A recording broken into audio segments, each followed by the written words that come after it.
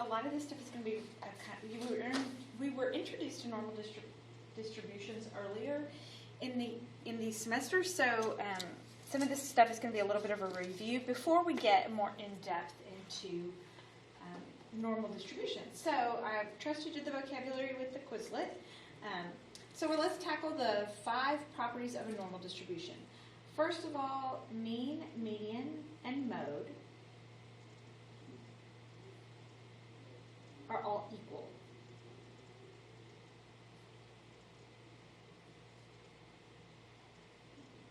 Those are your measures of central tendency.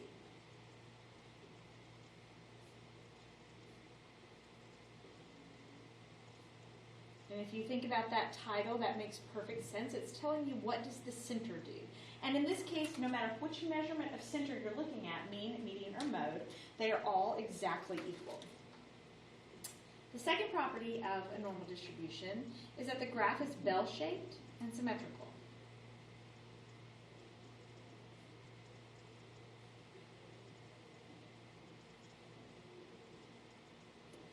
It's symmetrical about the mean. Now, we just said the mean, median, and mode are all equal, so it's technically symmetrical about the median and the mode as well. But when we're using normal distributive properties, or we're talking about the normal distribution, we're always talking about, we're using the mean. Whereas if you're using a box and whisker plot, the central tendency measurement that you're using is always the median. They're just different graphs that represent these different measures of central tendency. So when we say that it's symmetrical, we mean it's symmetrical about the mean. The total area under the curve is equal to 1.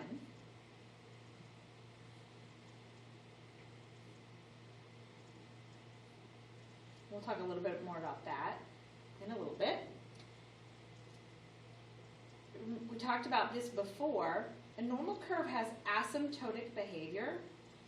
It approaches, but never crosses or touches the x-axis.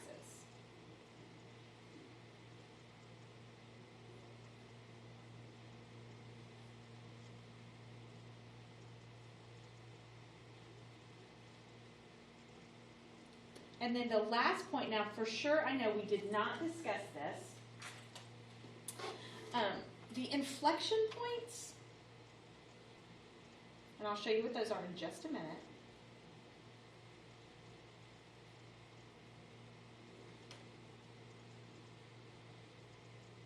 Are right after, and I mean right after,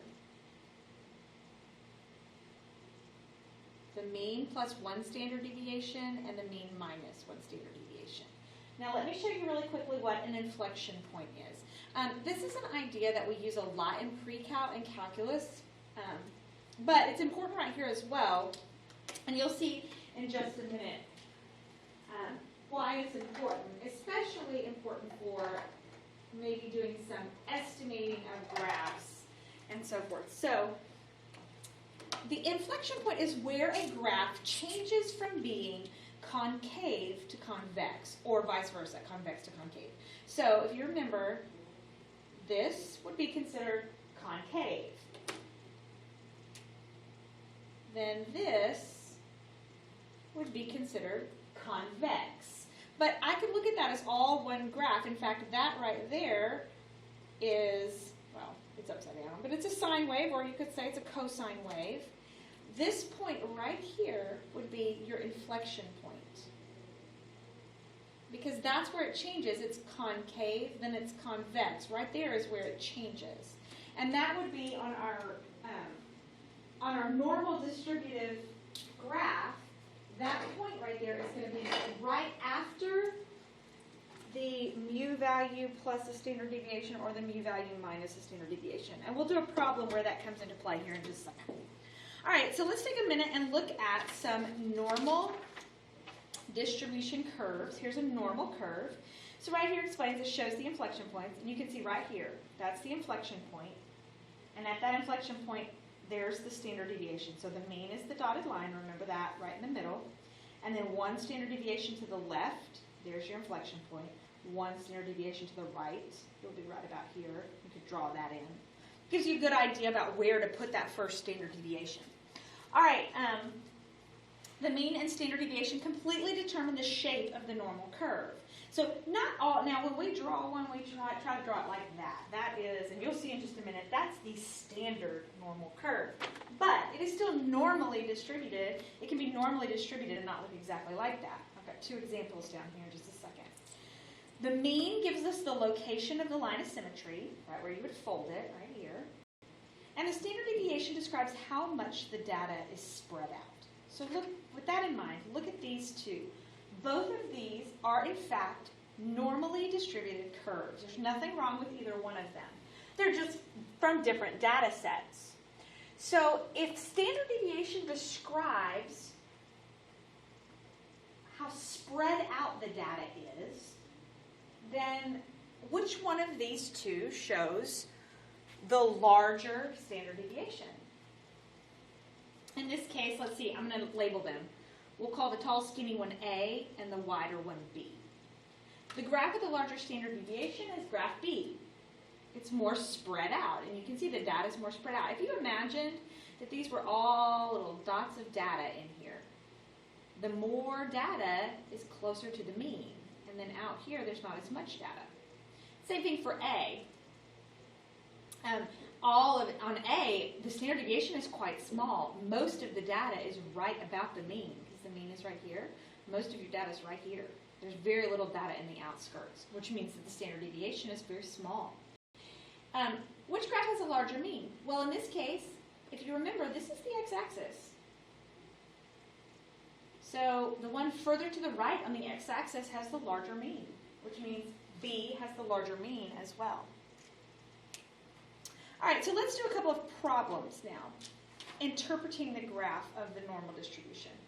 So you can see this graph here. It's the IQ of U.S. adults, and it's normally distributed, and that is actually true. If we were to do IQ tests on a bunch of samples inside the United States, they would distribute themselves normally. The normal curve on the previous page represents the, actually it says previous page, but I actually moved it. Sorry. The normal curve on this page represents the distribution. What is the mean IQ of the U.S. adults? Well, remember, the mean is right here in the middle, so you just have to, so this is the mean, and my mean is 100. Estimate the standard deviation of this normal distribution. Now, here's where that inflection point comes in. Now, this is just, notice it said the word estimate, it's just estimating, but the first thing I'm going to do is look at that graph and see if I can figure out where it changes concavity. So where does it change? So I'm drawing, and this is concave up, and all of a sudden I would say right about here maybe, it goes to being concave down, maybe a little further up. Or I could say I'm drawing concave down, and right about here is when it switches to being concave up. So if I marked that as my first standard deviation, notice my scale down here, from here to here, it's 25. So it's not quite, it's not even quite 20, I don't think. I would say, I don't know, somewhere around, my standard deviation is approximately 17 or 18, something like that. And it's just an estimate, but using my inflection, I can do that. All right, so what is the mean and the standard deviation of a standard normal distribution? So now, we talked about this before, a little bit before, about standardizing. So this is how standardized tests are figured out. Because, let's take, for example, the SAT. If you take the SAT in October and your friend takes it in November, the test is not the same. It's not identical. You want to know that the score they give you is comparable to the score that they give someone else. So the way they do that is by standardizing, putting all of the data on a standard curve, and then comparing it that way and assigning scores of an actual standardized score to raw data from people who took two different tests, and that way you can all be compared equally. So that standard curve always has a mean of 0 and a standard deviation of 1. And we'll start standardizing here in just a second. When you transform each data value of a normal distribution into a z-score, you will have a standard normal distribution. We did the z-score formula already. It's quite simple. it looks like this. Z equals x minus mu over sigma, or your data value minus the mean divided by the standard deviation. Or, now if you remember, Greek letters like this is for a population. That would be if we were standardizing something for the entire population. If it is a sample, you might see the formula written like this. X minus x bar divided by s. It is the exact same formula. Do not let that bother you. This is just the formula we use if it is a sample. And honestly, sometimes even textbook writers will use those, even though you should probably use the correct one, especially if you wrote a textbook, though you kind of use them interchangeably. So just know it's the same formula. Don't let it bother you if you see it written differently. All right, what are the 4 properties of the standard normal distribution? So first of all, the cumulative area. Okay, remember what we said about the area under a curve. It's equal to 1. So the cumulative area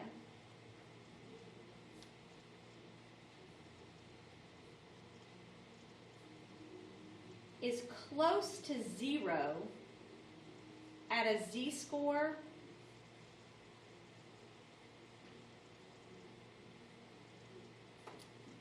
that is, really we should say less than or equal to negative 3.49. So let me show you what I mean, and I think that it will start to make sense. I'm going to draw, this is not going to be the best curve ever, but let's say this is my curve. Remember we said if I were to fill in this entire bell curve, the area would be 1. My mean is 0. Now, a z-score is the same thing as a standard deviation. So let's say this is standard deviation 1, or negative 1. This is standard deviation 2. Sorry, this side's positive. 2, and this would be negative 2. This is standard deviation negative 3. So negative 3 is way out here. So if I were to shade, and cumulative, remember, always shades from the left. So if I were to shade, that would be negative 3.49. It's this little tiny tail on the outside. And it's really so, and remember that asymptotic behavior, that graph's getting closer and closer and closer and closer and closer to 0, but never touching it or crossing it. So it is so close to the x-axis that the area is practically 0. All right, so the next thing is the area increases as the z-score increases. Now that makes sense, right? If you think about this, I'm going to shade a little bit more. Let's say I go from being negative 3.49 to negative 1. Well, that means I'm now shading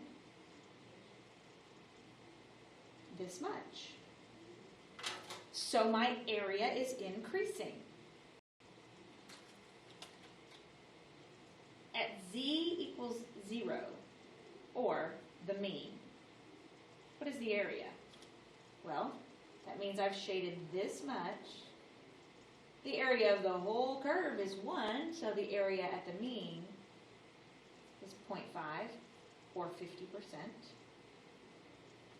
And then at, let's say our z-score is all the way on the other side, at z equals 3.49. So here's 3. 3.49 is out here. The area is close to 1.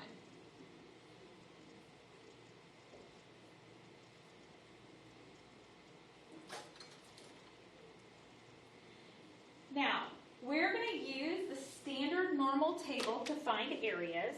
So I have put a standard normal table into Schoology for you. And those of you who are at home, obviously, if you want to print one out, they're always good to have. But you should be able to just use the one that's in Schoology. One of the things that's nice about the one in Schoology versus the one I tried to print some, and when I print them, they don't print the lines. the different shaded lines, and it makes it a little harder. Anyway, so let me show you what a z-table looks like. This is a z-table. Now you can see right here at the top there's z, and then down the left-hand side you can see it starts negative and then towards it goes positive. 0, 0 is like right about here, down here. But it is one number and one decimal place.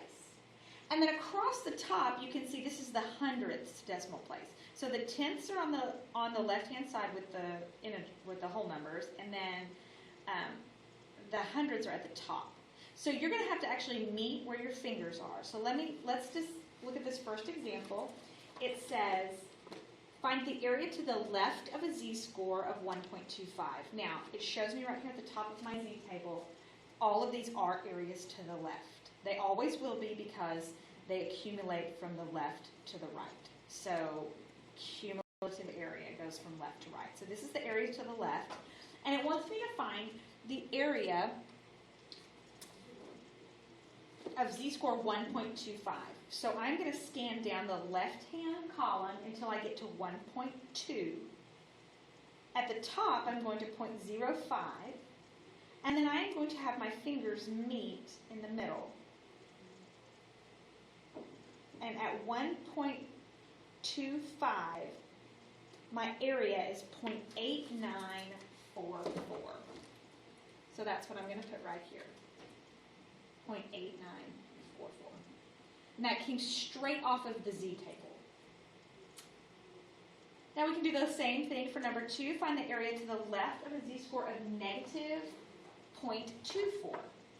So I'm going to negative 0.2, which is right down here, and negative 0.24, and I get 0.4052. So that's what I'm going to write, 0.4052.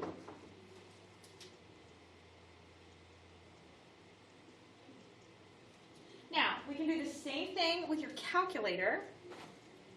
And let me show you how to do that.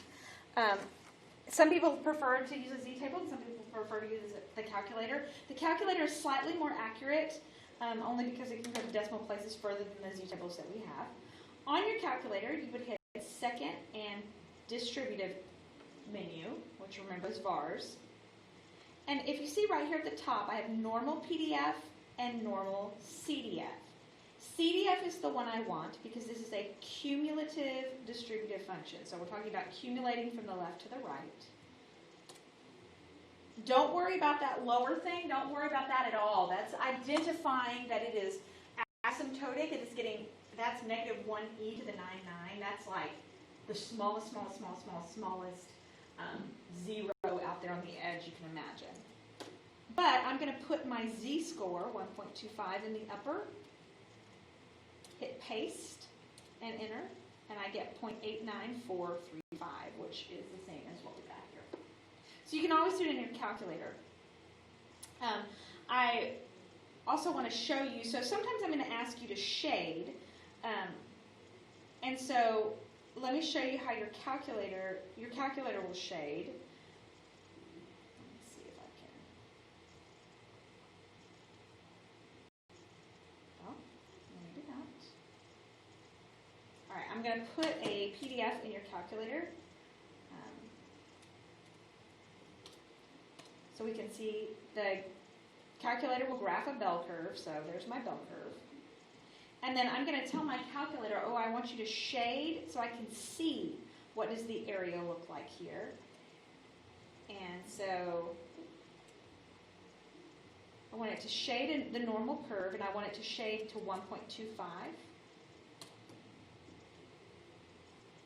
And there you go. You see, that is 89.435% of the total area has been shaded. The total area is 1, remember, so this is 89% of the total area is shaded.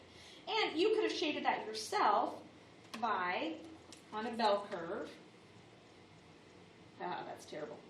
This is the mean. This is the first standard deviation. This is standard deviation 2. Well, 1.25 is going to be somewhere between 1 and 2, probably about here maybe, and it would be all of that shaded. Because remember, a z-score is just a standard deviation. All right, so that's as far as we got, and we will do the areas to the right later.